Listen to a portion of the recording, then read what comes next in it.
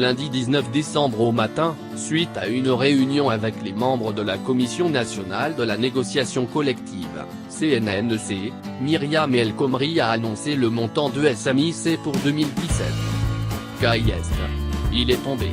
Le lundi 19 décembre, Myriam El Khomri a dévoilé le montant de SMIC pour l'année 2017. Et cette année encore, toujours pas de coup de pouce. La revalorisation du SMIC est de 0,93% contre 0,6% en 2016. Ainsi, le montant de SMIC horaire brut 2017 est de 9,76 € contre 9,67 € en 2016. Le montant mensuel brut sur la base de 35 heures du SMIC 2017 est d'un 480,27 € contre un 466 en 2016. Il s'agit donc d'une hausse annuelle de 13,65 €. Le gouvernement a donc suivi les conseils du groupe d'experts sur le SMIC. Le 28 novembre 2016, il avait conseillé de ne pas accorder de coup de pouce au montant de SMIC en 2017.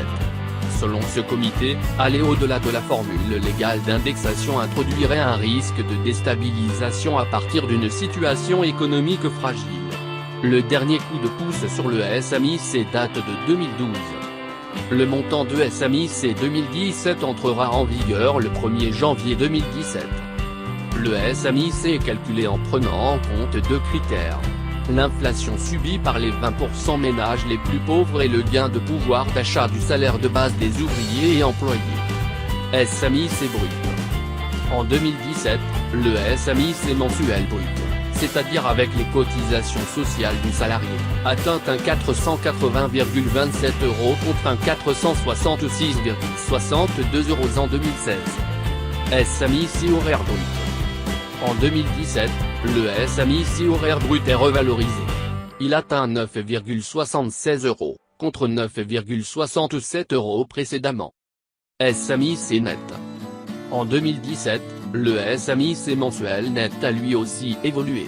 Après déduction de la CSG et de la CRDS, il atteint environ un 153 € net par mois pour 35 heures hebdomadaires contre un 143,72 en 2016.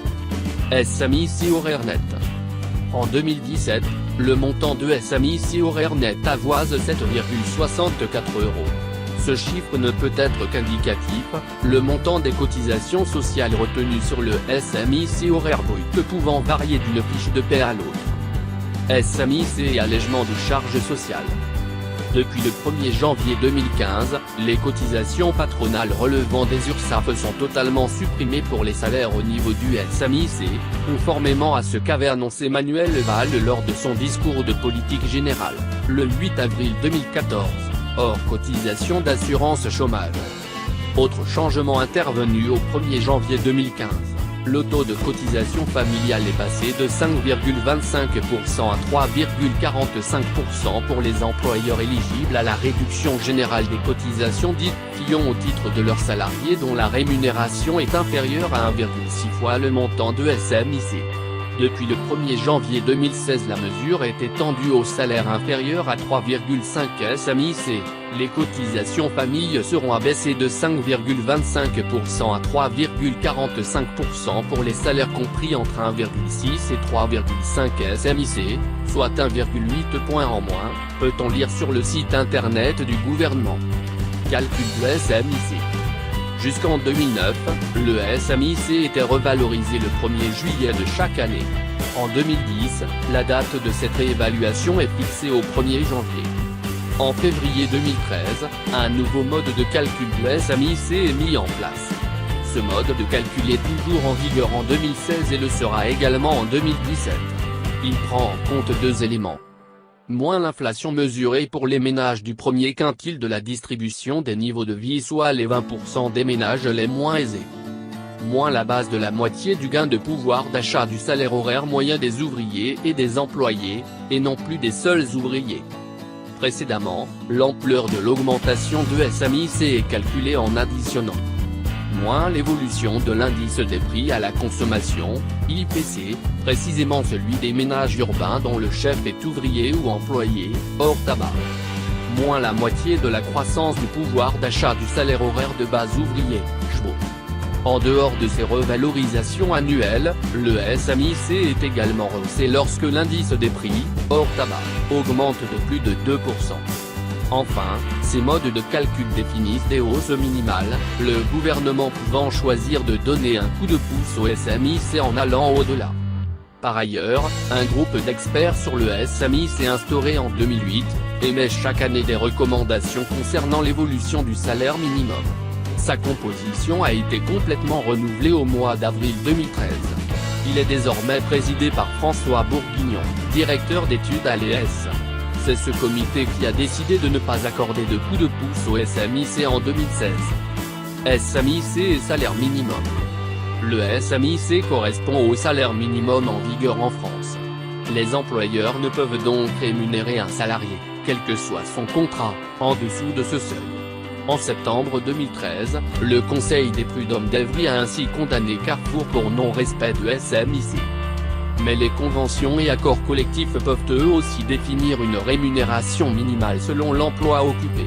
Dans ce cas, c'est le salaire minimum conventionnel, supérieur au SMIC, qui doit être respecté. Des voix s'élèvent pour ne plus uniformiser le SMIC, parfois accusé de faire augmenter le coût du travail. Ainsi en juin 2016, le think tank France Stratégie a proposé de faire varier le SMIC en fonction de l'âge du salarié ou du territoire où il se trouve. SMICAR en France. Selon les données de l'ADAR publiées en novembre 2016, 10,5% du salariat du secteur privé est rémunéré au SMIC. 24,3% des salariés à temps partiel sont payés au SMIC contre 7,3% des salariés à temps complet. Enfin, soulignons que 24,2% des salariés travaillant dans des entreprises de 1 à 9 salariés touchent cette rémunération contre seulement 4,1% des personnes travaillant dans des groupes de plus de 500 salariés. Dans un discours de décembre 2016, Myriam El Khomri estime à 700 000 le nombre de personnes touchant le SMIC. Le niveau de SMIC dans l'avenir. Le rapport de Jean Pisani-Ferry sur la France en 2025 a été remis au président de la République le 25 juin 2014. Le document intitulé « La France dans 10 ans » aborde le niveau de SMIC. Il remarque en particulier que le niveau actuel du SMIC est particulièrement élevé en France lorsqu'on le compare au salaire médian. Dans l'Hexagone, le salaire minimum équivaut à 62% du salaire qui sépare les travailleurs en deux groupes égaux, ceux qui gagnent plus, ceux qui gagnent moins, alors que la moyenne des pays de l'OCDE se situe plutôt autour de 50%. Maintenir constant le ratio du salaire minimum au salaire médian revient en réalité à renchérir relativement le travail des jeunes non qualifiés, estime le rapport. La recommandation du rapport consiste à confier davantage de liberté aux branches professionnelles pour fixer un salaire minimum. Le SMIC deviendrait un simple filet de sécurité, ce qui suggère d'en baisser le niveau. Autre piste. En avril 2015, le président du MEDEF, Pierre Gattaz, propose aux entreprises d'embaucher à 80% du SMIC des adultes qui seraient formés à une nouvelle activité sur une période de 18 à 24 mois. Les 20% permettant d'atteindre le taux plein seraient financés par d'autres dispositifs mis en place par l'État. Pour Pierre Gattaz, une telle politique endiguerait le chômage tout en permettant de faire face à la pénurie de main-d'œuvre dans certains secteurs d'activité. Pourtant, il semble que le SMIC tel que nous le connaissons a de beaux jours devant lui. En mars 2016, le gouvernement va présenter un projet de réforme du droit du travail, qui passe par une réécriture du Code du travail. Cette réécriture s'inspirera du rapport d'Adinter remis le 25 janvier 2016 à Manuel Valls. Ce document considère le SMIC comme un principe indiscutable qu'il ne faut pas toucher.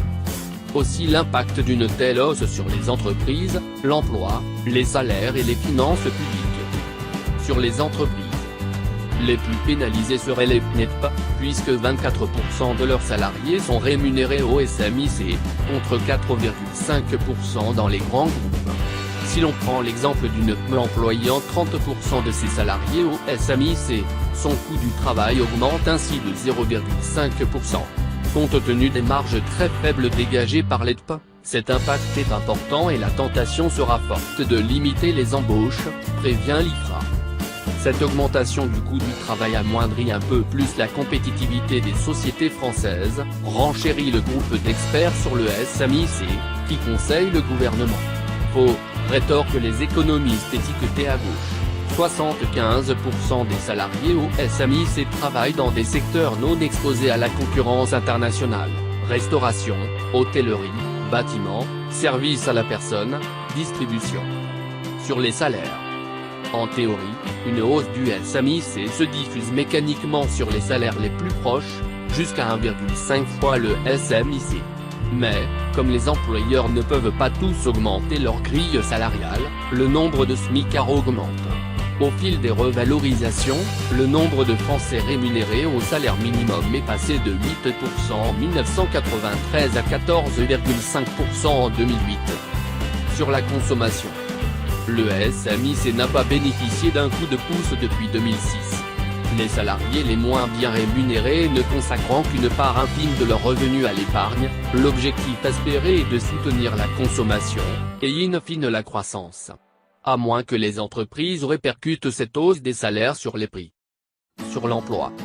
Selon Francis Kramars, directeur du Centre de recherche en économie et statistique, CREST, et membre du groupe d'experts sur le SMIC, une hausse du salaire minimum de 1% entraînerait la destruction de 1,5% des emplois payés à ce niveau. Soit entre 15 000 et 25 000 emplois perdus. Si le coup de pouce de 2% est confirmé, ces chiffres doubleraient, soit entre 30 000 et 50 000 destructions, estime son collègue, Paul Champsor. Les jeunes et les moins qualifiés seraient les plus affectés. Ces derniers entrent en concurrence directe avec des profils plus diplômés, qui en raison de la crise acceptent des postes au SMIC. Sur les finances publiques. Les entreprises bénéficient d'allègements de charges patronales sur les bas salaires depuis 1993. Le coût pour l'État, près de 30 milliards d'euros par an. Une revalorisation de SMIC augmente donc la part prise en charge par l'État. Selon un rapport de l'Inspection générale des finances de 2010, une hausse de 1,5% amputerait le budget de l'État de 1,4 milliard d'euros. Et encore, si une partie de la grille indiciaire des fonctionnaires est revalorisée, la facture grimpe à plus de 2 milliards d'euros.